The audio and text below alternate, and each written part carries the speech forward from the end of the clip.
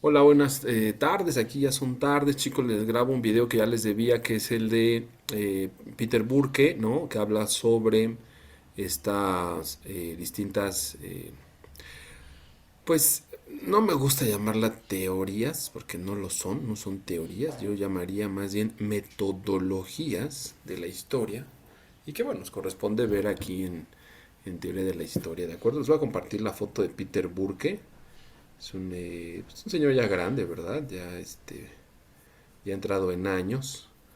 Pues él es Peter Burke, ese es un personaje inglés, ¿no? Bueno, británico, es, más o menos importante. Y Peter Burke justo nos va a llevar de la mano para contestar la pregunta de qué es la historiografía, qué es la filosofía de la historia y qué es teoría de la historia, es decir, esta diferenciación, y además nos va a permitir reflexionar sobre qué es el sujeto histórico, a qué le llamamos devenir histórico, ¿no?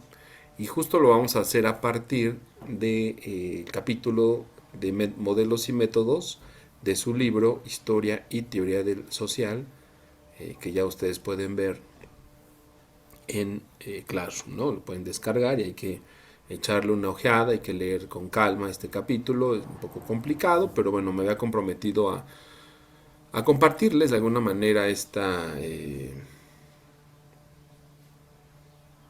esta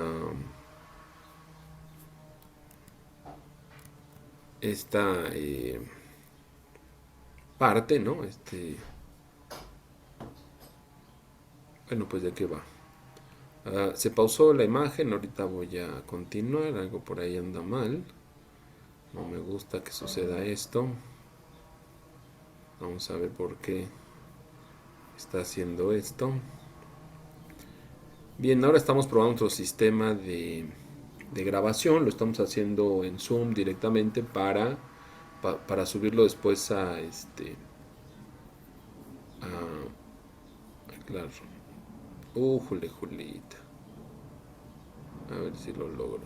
Ahí está. Según yo ya, no sé si se ve mi video, espero que sí, si no, pues por lo menos sabrán que estoy aquí grabando. Bueno, voy a poner tanto pausa a mi video para que ustedes puedan ver a Peter Burke y se imaginen que estamos platicando con él, ¿no?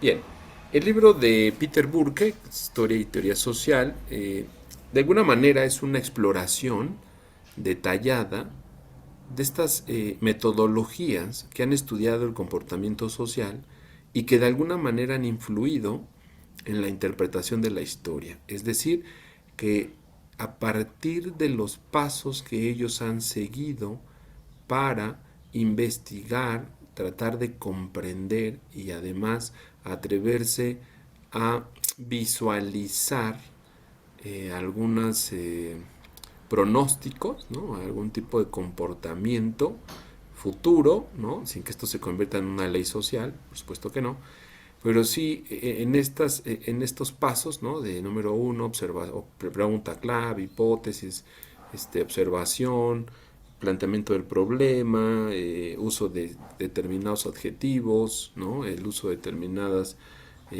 tesis, ¿no? La influencia de la influencia de algunos personajes, ¿no? De algunas formas de contar la historia, pues esto es lo que va de alguna manera construyendo lo que le vamos a llamar interpretación de la historia. Ya se acuerdan que lo habíamos comentado en clase. No es lo mismo cuando yo empiezo a contar la historia de determinadas personajes mujeres a cuando quiero contar la historia de los perros.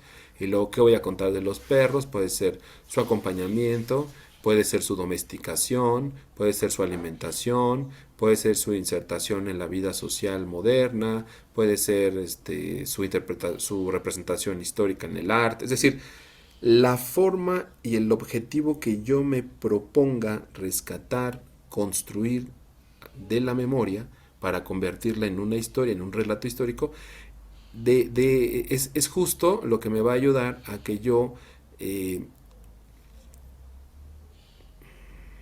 elija un método de trabajo, ¿no? Un método una metodología de investigación. Y las metodologías de investigación, por supuesto, pues nos van arrojando resultados que a la larga pues se convierten en teorías sociales, ¿no? Y teorías sociales que pues sí han influido de manera importante en la construcción pues de la historia, de lo que pensamos sobre el pasado, ¿no? Bueno, eso es lo que hace Peter Burke, o sea, de eso trata su libro, ¿no? De plantear cuáles han sido, en resumen, estas metodologías y cómo han contribuido a la construcción, pues, de la historia como oficio, no de la historia escrita de los libros, ¿no? Porque esa es historiografía. Bueno, ahorita vamos a contestar esas preguntas, pero sí justo la historia como oficio, como esta disciplina en la que nos ponemos a escribir, ¿no? A, y además argumentar y a evidenciar lo que estamos diciendo o sostener lo que estamos diciendo con base en fuentes, ¿no?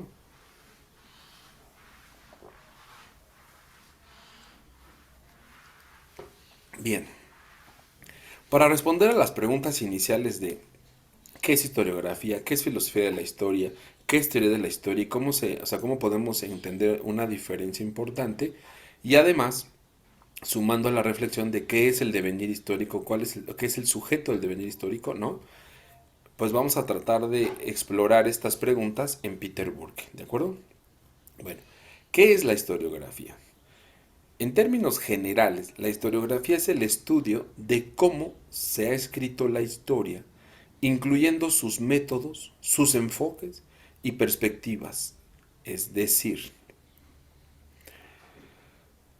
la historiografía es ese análisis que hacemos de las fuentes escritas. Por eso dice historiografía, escrito, ¿sí? La historia escrita. Cuando analizamos la historia escrita, nos damos cuenta que algunos autores escriben de forma muy similar. Por ejemplo, a mí que me encantan los códices. Y yo leo a Miguel León Portilla y veo que a lo largo de sus libros extraordinarios que además les recomiendo, usa el término pictograma. Picto de dibujo, grama de forma, ¿no? Es decir, formas en dibujo o formas representadas a través de dibujos con un significado abstracto, ¿no? Y después leo algún otro libro, por ejemplo, del autor de Barracks, ¿no?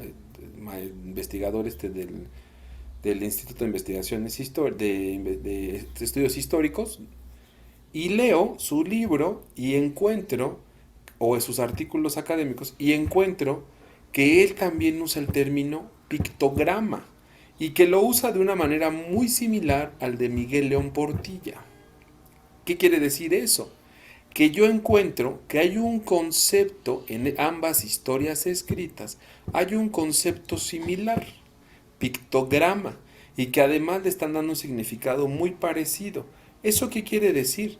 Que son dos autores que están usando una metodología similar, sobre todo con un marco teórico similar, pictograma. Y después los voy comparando y ¿qué creen? Que también usan o clasifican sus estudios muy similar. Por ejemplo, ambos dicen que con los códices son escritura, los aceptan como una escritura prehispánica. Ni siquiera usan la palabra prehispánica, dicen escritura de las culturas mesoamericanas. Y eso ya te va diciendo que ambos autores pertenecen, bueno, que comparten una metodología porque comparten un marco teórico, pero además su enfoque sobre los códices también es muy similar. ¿Qué quiere decir eso? Que su enfoque, o que comparten un enfoque al que podríamos llamar una línea de investigación compartida, una línea de investigación similar, una línea de investigación que se sigue, ¿no? Y si a eso sumamos que Miguel León Portilla en su libro quiere demostrar que los códices sí se pueden traducir de manera auténtica, y cuando yo leo otra vez los artículos de Barracks y justo en su conclusión argumenta que los códices contienen información auténtica que sí se puede interpretar con base en el lenguaje en español, que quiere decir que ambos comparten una perspectiva. Entonces, nuestro amigo Miguel León Portilla y nuestro amigo Barracks son parte de una escuela historiográfica o son parte de una línea historiográfica. ¿Por qué? Porque comparten métodos, comparten un marco teórico, comparten un enfoque muy similar y sobre todo comparten una perspectiva del pasado. En este caso, una perspectiva sobre el significado y la posibilidad de interpretar los códices. ¿Sí me explico? A eso le llamo yo una línea de historiografía o una escuela historiográfica, ¿sí? Y podemos poner muchos ejemplos, pero aquí ustedes tienen que poner en práctica esto que les estoy diciendo en su clase de historiografía. Tienen que observar cómo las formas de escribir la historia se comparten o van cambiando. Incluso algunas formas de historiografía son cuestionadas por otras formas de historiografía. A eso le llamamos revisionismo historiográfico. ¿De acuerdo? Muy bien. Entonces, a partir de comprender qué es la historiografía, de alguna manera puedo observar en mis fuentes escritas que las interpretaciones históricas, todas, reflejan valores y contextos de su tiempo. Es decir, cuando el maestro Miguel León Portilla escribió allá en los años 50 y sobre todo 60, había un interés muy fuerte por rescatar, hablar de las culturas mesoamericanas como parte del nacionalismo mexicano. Entonces, gran parte de su obra gira en torno a defender a defender el pasado mesoamericano como algo nuestro, como algo mexicano, diría el maestro Miguel León Portilla. Sin embargo, cuando leemos las conclusiones del maestro Barracks, nos vamos a dar cuenta que él ya no defiende la idea del nacionalismo histórico. Él ya no dice que a los mexicanos nos pertenece todo el pasado mesoamericano. Al contrario, él lo que critica es que ese pasado mesoamericano que después se volvió mexicano, es decir, cuando nosotros decimos, es que esto es mexicano, empezó a dañarlo. Él es un crítico de la historiografía nacionalista. ¿Sí me explico? Aunque comparte métodos, aunque comparte enfoques y aunque comparte perspectivas historiográficas con el maestro Miguel León Portilla, fíjense lo que estoy diciendo, aunque comparte, ¿sí?, métodos, enfoques y perspectivas historiográficas con el maestro Miguel León Portilla, al final él termina por hacer un revisionismo historiográfico. ¿Qué quiere decir eso? Que revisa las tesis del maestro Miguel León Portilla y critica esta postura nacionalista, ¿sí? Entonces, podemos compartir las líneas historiográficas, pero podemos llegar a conclusiones o intereses distintos. Podemos tener valores diferentes a otros autores. Y eso hay que aceptarlo, es parte de la historia o de escribir la historia, ¿sale? ¿Sí? Bien. Ahora, a la pregunta, ¿qué es filosofía de la historia? Eso es muy importante. A diferencia de la historiografía, la filosofía de la historia es una reflexión teórica sobre la naturaleza del tiempo, del propio concepto de historia y de la capacidad de las personas, o en este caso de los escritores y escritoras, para comprender el desarrollo histórico. Hay un ejemplo que me encanta, que me fascina. Por un lado, tenemos el pensamiento histórico de los ilustrados, ¿no?, que lo van a ver el siguiente semestre. Los ilustrados van a defender y crear una idea de la historia universalista. ¿Qué quiere decir esto? Que en su idea de la historia, todo cabe en una sola línea de tiempo. Todos los acontecimientos deben acomodarse en una sola línea de tiempo, que además es una línea teleológica. ¿Qué quiere decir teleológica? Que va del pasado al futuro. Es decir, piensan en el tiempo lineal, pero además piensan en un avance progresivo. ¿Qué quiere decir en un avance progresivo? Que la historia es un cúmulo de mejoras constantes de los pueblos y de las personas. Es decir, piensan tenían una idea previa a la evolución. Parecería que cada vez se va avanzando de lo salvaje y de lo inculto a las culturas, a la escritura, a la convivencia, ¿sí? A los valores modernos, hasta llegar a las sociedades desarrolladas. Eso creen los ilustrados.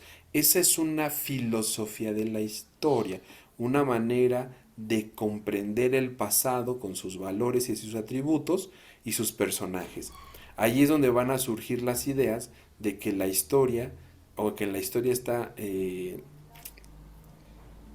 compone de personajes que han marcado ciertos momentos.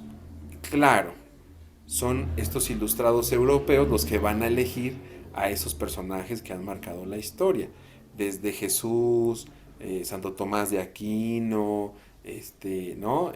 Galileo Galilei, es decir, son ellos los que van a elegir a los héroes, digamos, o a los personajes principales de estas historias universalistas, ¿no? Que ellos creen que todo cabe ahí. Bueno, esa es una filosofía de la historia, una reflexión que ellos hicieron de manera teórica sobre a qué le van a llamar pasado, memoria, evidencias, personajes, etcétera. Y existen otras ideas de la historia completamente diferentes. Por ejemplo, eh, en las memorias indígenas uno puede observar que el tiempo no es lineal, que ellos ven el tiempo de manera cíclica, aunque no repetitiva. ¿Qué quiere decir esto? Que una era llega a su momento, concluye y comienza otra, ¿no? Entonces, esta forma de entender el tiempo de manera cíclica rompe por completo la idea lineal. Entonces, ahí tenemos dos formas o dos ideas o dos naturalezas del tiempo. Eso es lo que estudia la filosofía de la historia, esas dos maneras de comprender el tiempo, esas dos maneras de transmitir la memoria, esas dos maneras de contar, ¿no? Cómo fue el pasado. Eso es lo que analiza la filosofía de la historia. Es una materia, es una rama muy reflexiva de la historia, es una rama muy noble, ¿no? Que te permite imaginar y replantear todas las posibilidades que tienen las poblaciones, los pueblos y las personas de pensar el pasado. Eh, lo vamos a ver, creo que sí nos toca, no lo sé, creo que sí nos toca. Lo vamos a ver en el libro maravilloso del queso y los gusanos, que es un libro extraordinario, ¿no? Y en este libro justo ustedes van a poder ver que los campesinos de la Edad Media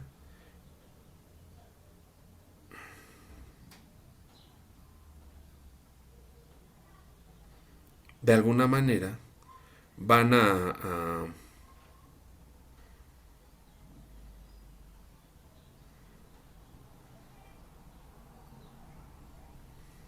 como los campesinos pues tienen una idea del tiempo completa y absolutamente diferente, más allegada a sus tradiciones orales, ¿no? Entonces, y tradiciones orales que además son una mezcla entre el cristianismo, creencias paganas, incluso hasta mitos arcaicos, ¿no? Es muy bonita este libro de Queso y los gusanos, que nos va a abrir las puertas de cómo pensaba el pasado o cómo pensaban el pasado algunos campesinos medievales, ¿no? Es completamente diferente, es una cosa ahí medio volada, diríamos, ¿no? Eso es la filosofía de la historia, o sea, la que nos permite hacer estas comparativas y analizar justo cómo se pensaba el tiempo, cómo se construyen las narrativas, quiénes son los personajes principales, ¿no? A quién le atribuyen los cambios, ¿no? Los cambios en esta idea del tiempo, cuáles son los resultados, causa-efecto, etcétera, ¿no? Eso es como lo que analiza la filosofía de la historia. Y bueno, ya al final tiene un propósito muy claro, ¿no? Busca, ¿no? Diría Peter Burke, busca responder a grandes preguntas sobre el significado y dirección de la historia humana. Es decir, de alguna manera nos va a dar las pistas para leer de otra manera a los autores o tratar de comprenderlos de otra manera sin que estemos todo el tiempo desechando y diciendo este no es válido porque es marxista, este no es válido porque es historicista. Eso, chicos, es un terrible prejuicio que lo van a escuchar en algunos docentes, no sé si de la carrera, por lo menos lo han tenido muchos docentes, seguramente escucharon que algunos se quejaban amargamente de los marxistas, de los historicistas, de los de izquierda, de la derecha, ¿no? Nosotros como historiadores no podemos satanizar ninguna corriente porque justo nuestro trabajo es tratar de comprenderlas todas o hasta donde nos sea posible y nuestro interés esté, ¿no? Pero no podemos satanizar. O sea, esto de satanizar corrientes historiográficas o ideas o pensamientos políticos no es sano. No es sano y yo los invito a que no lo hagan como historiadores, ¿de acuerdo? Bien. Bueno, finalmente tenemos la teoría de la historia. ¿Qué es la teoría de la historia, maestro? Cómo, cómo la voy diferenciando entre historiografía y filosofía de la historia? Bien. Justo nuestra asignatura lo que nos debe enseñar es cómo se ha estudiado la historia. Es decir, qué conceptos se han usado, cuáles son estos marcos teóricos que nos han ayudado a entender el pasado. Y estos mismos conceptos, marcos teóricos, perdón, y estos marcos conceptuales o estas mapas conceptuales que se vuelven guías para interpretar los datos históricos. ¿A qué voy? Cuando yo uso el concepto lucha de clase, obviamente tengo que explicar qué es la clase. O sea, cuando digo, la historia se explica, fíjense, ya uso el término explica, ¿eh? La historia se explica a partir de la lucha de clases. Muy bien, perfecto. Explica, y entonces ahí entra la teoría de la historia. La teoría de la historia preguntaría, bueno, ¿pero qué es? Uno, lucha. ¿A qué le vas a llamar lucha? Dos, ¿a qué le vas a llamar clase? Y tres, ¿a qué le vas a llamar al conjunto lucha de clases? ¿Sí me explicó? O sea, ¿cómo lo vas a aplicar? Y entonces en ese punto, ¿no? Antes de decir, es marxista, es no sé qué. No, a ver. Tenemos que responder esa parte.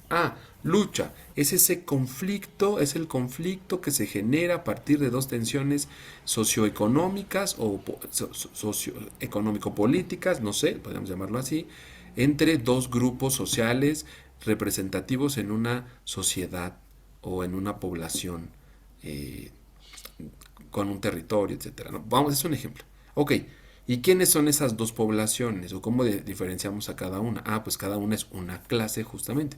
La clase que tiene el poder, que tiene la riqueza, que tiene los privilegios, ¿no? Le vamos a llamar clase noble, ¿no?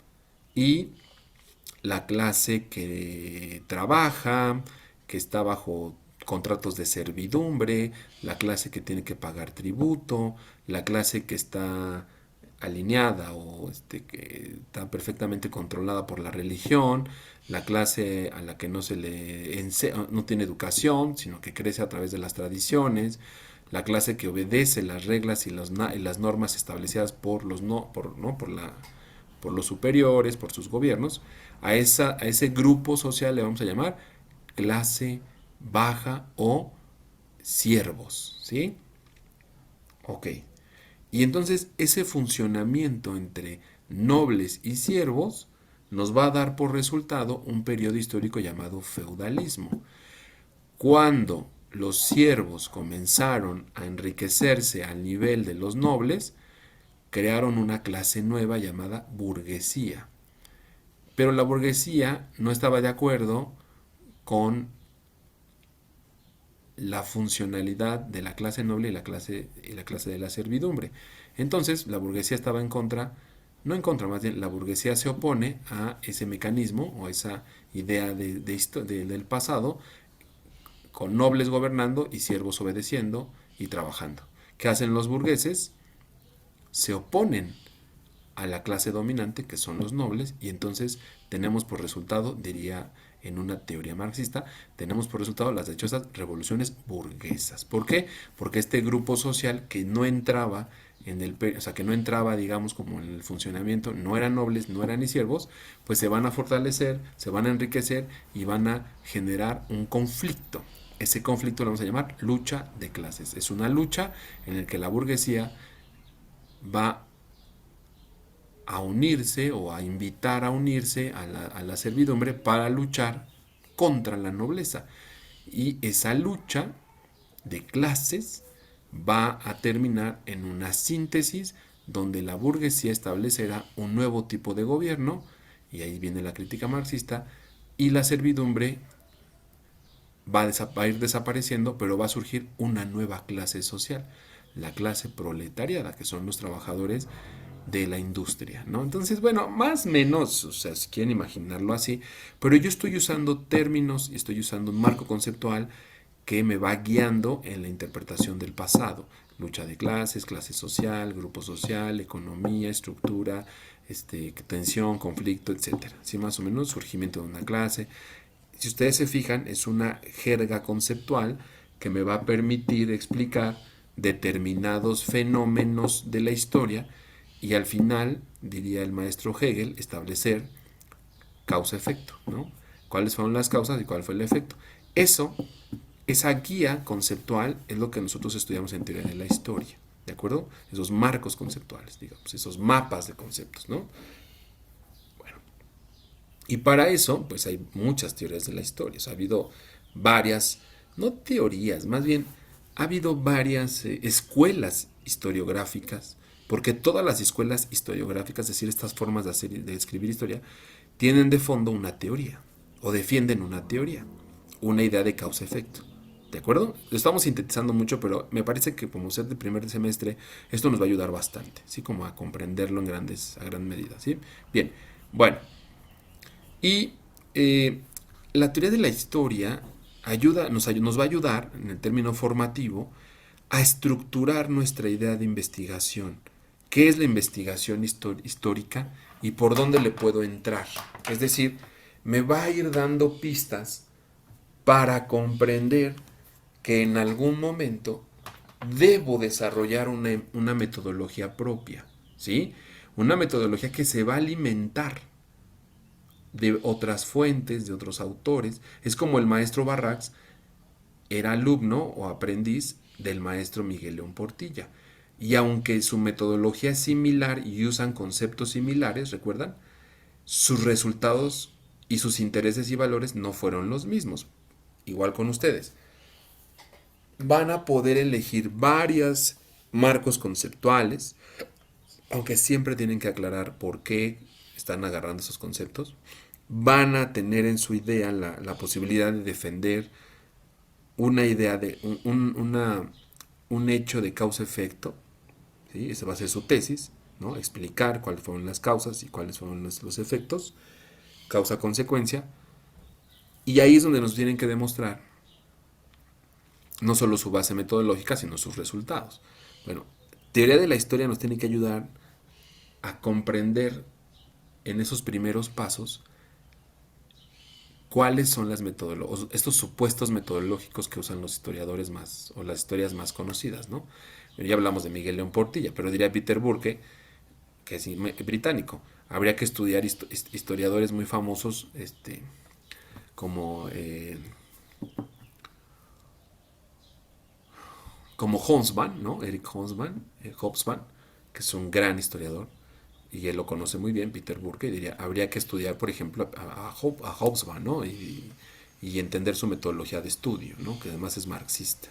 Bien, bueno, y finalmente, en esta reflexión de qué es el sujeto histórico y qué es el devenir histórico, es muy importante, miren, eh, el sujeto histórico es, digamos, es que decir persona no es el concepto que estoy buscando. Es ese ente, vamos a llamarla así, esa entidad humana, ¿sí? Que es capaz de entender que proviene de la historia, que es que él es producto de la historia. Eso es un sujeto histórico. O sea, esta entidad humana capaz de situarse en el presente a partir de comprender que es producto de un proceso histórico. ¿Por qué digo entidad humana? Porque no corresponde solo a una persona decirlo de forma individual, sino corresponde esto a las culturas, a los pueblos, a las naciones. Si yo tengo todo un pueblo que es capaz de entender que su presente forma parte de un proceso histórico, ese pueblo es el sujeto histórico, no las personas aparte o aisladas, no. Todo ese pueblo es mi sujeto histórico. Sí, sí me voy, espero que me estén comprendiendo. O sea, el sujeto histórico no es la reducción a algo individual. Sujeto quiere decir que lo sujeta, que lo agarra. Entonces el sujeto histórico es aquella entidad humana que comprende que su agarre en el presente depende del pasado, de su proceso histórico. Ese es un sujeto histórico, ¿sí? Un sujeto, no podríamos decir sujeto histórico, por ejemplo, a una persona que niega o a estas personas que ignoran el pasado o por los procesos históricos. Ellos no son sujetos históricos en un sentido estricto como de comprensión propia. Son sujetos históricos cuando nosotros los analizamos y los metemos en la historia. Decimos, ah, existen sujetos históricos que niegan sus procesos del pasado. Y ya se vuelven, en nuestro estudio se vuelven sujetos históricos. Es un poco extraño, pero bueno, es para que vayan comprendiendo esa parte, ¿no? Y el devenir histórico, que me encanta mencionarlo, es justo esta posibilidad o esta capacidad que tenemos de comprender los procesos históricos, ¿no? ¿Por qué comprender procesos históricos? Cuando nosotros usamos el término proceso histórico,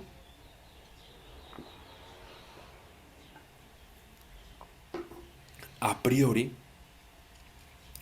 a priori quiere decir, damos por hecho que hay una idea del pasado, hay una diferenciación entre pasado y presente, ¿sí? O sea, es decir, que asumes que hay un pasado allá atrás, existente, pero está atrás, o sea, ya quedó en el tiempo, ¿no? Entonces, cuando aceptamos la existencia de la historia o del pasado, ¿sí?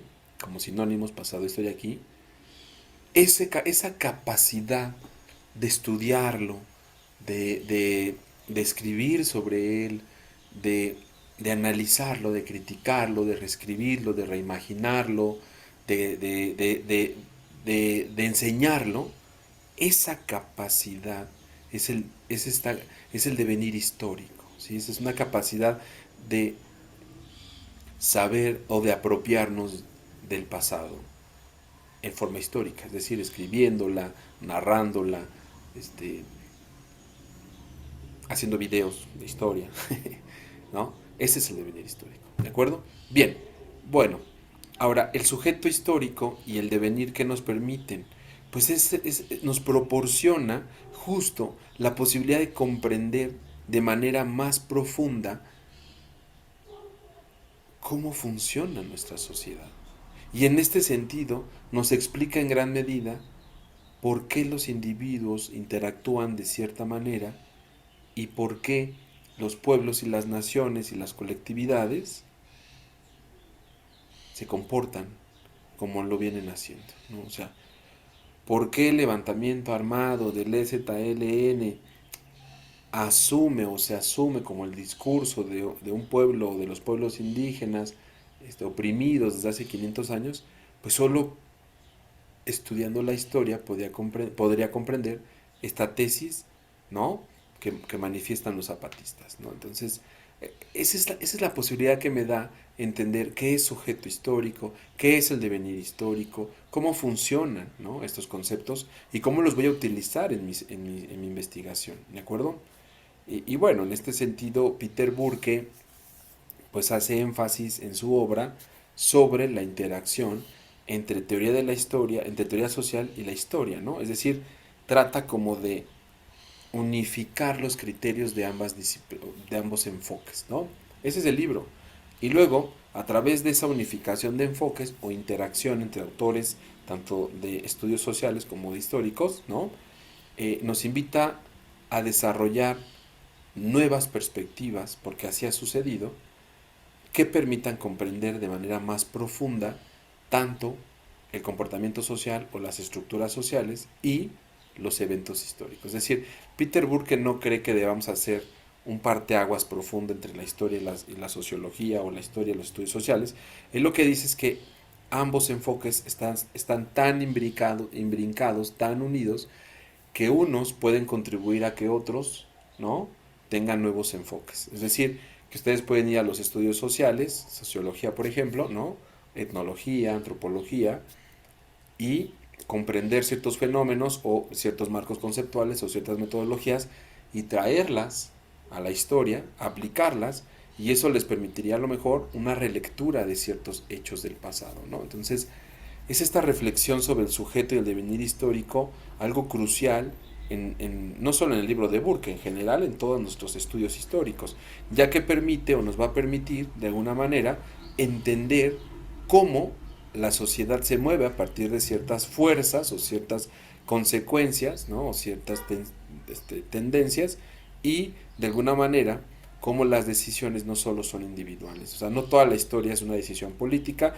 y no podemos dejar de lado las decisiones políticas. O sea, van un poco de la mano, ¿no?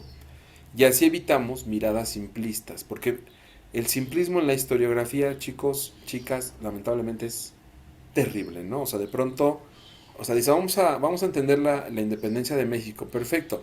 Lo que hizo Miguel Hidalgo explica la independencia de México. Terrible, ¿no? Si estudiamos el pensamiento de Morelos, vamos a poder comprender el nacionalismo que llevó a la independencia. Y tú dices, no, ¿cómo crees? O sea, no. Sí, sí, más o menos, o sea, no.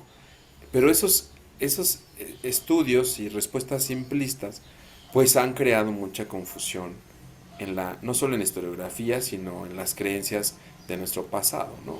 Bueno,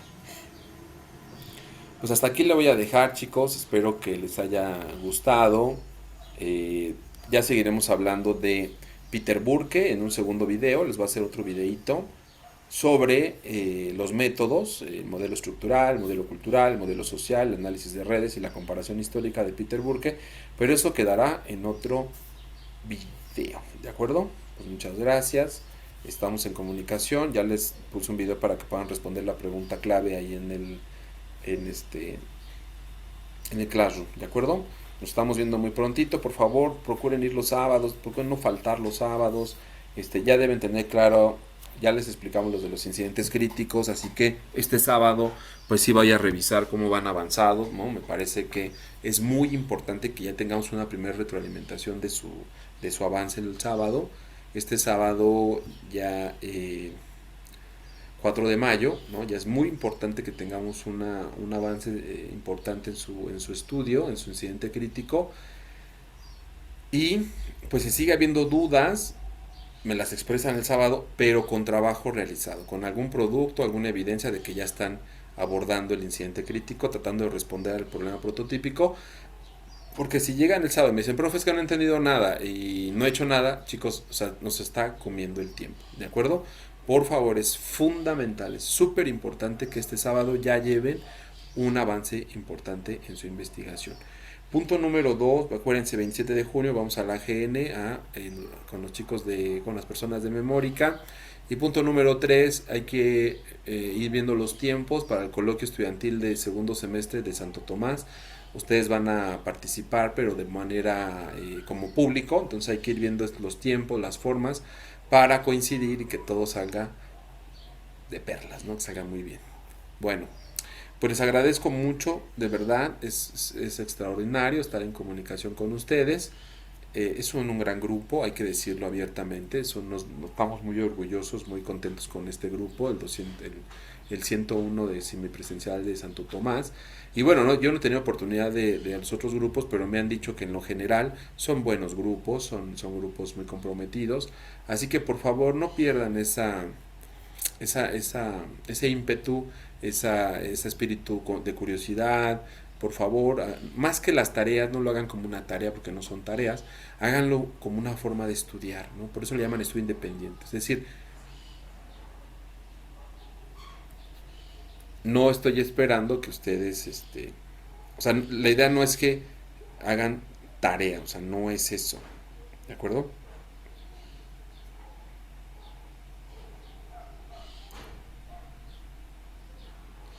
Entonces, por favor, vamos a checar eso y pues bueno, tendríamos esa parte como algo, como un pacto entre nosotros, ¿no? Hacer el estudio independiente no como tarea, sino literalmente como eso, como un estudio independiente. Es una manera en la que yo reflexiono, estoy en mi casa, hago mi lectura, escribo, ¿no?